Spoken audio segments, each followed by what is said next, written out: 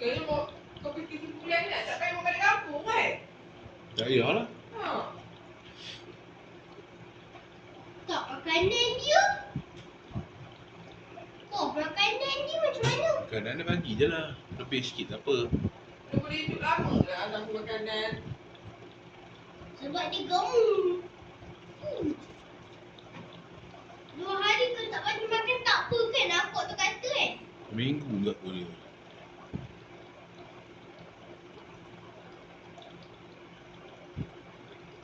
Okey, masuk ikan kot 10 minit.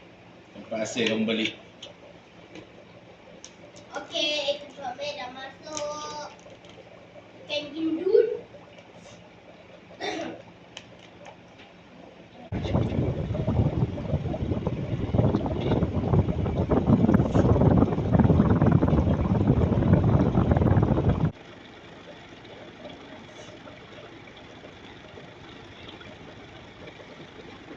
Mabuk masuk oksigen.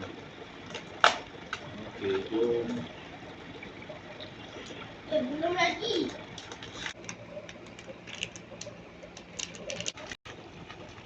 Kalau tak boleh air ni. Ya Air dah. dia lah kali ya.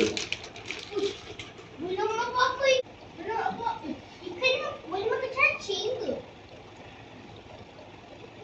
Apa? Ikan ponyo ni boleh bagi makan cacing ke? Tak. Belum apa-apa. Dia ada makanan dia. Belum apa-apa dia Okay, nak sekarang kita masuk ke kecil-kecil pula. Ini betul ke ni? Jawapannya adik ambil bagi ni. Oh. Tapi dia tak buat lah. Habis ni itu nombor 1. Tapi ada buat kat sekolah. Jadi kalau ambil lah ikannya takkan nak masuk air juga.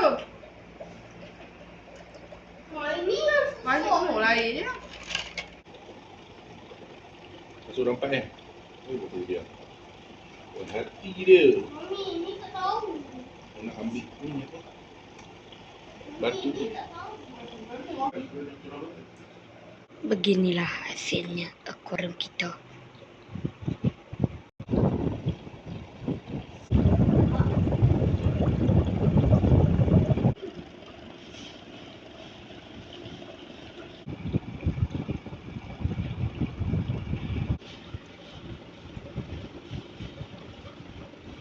Jangan lupa like, subscribe, turn on notification.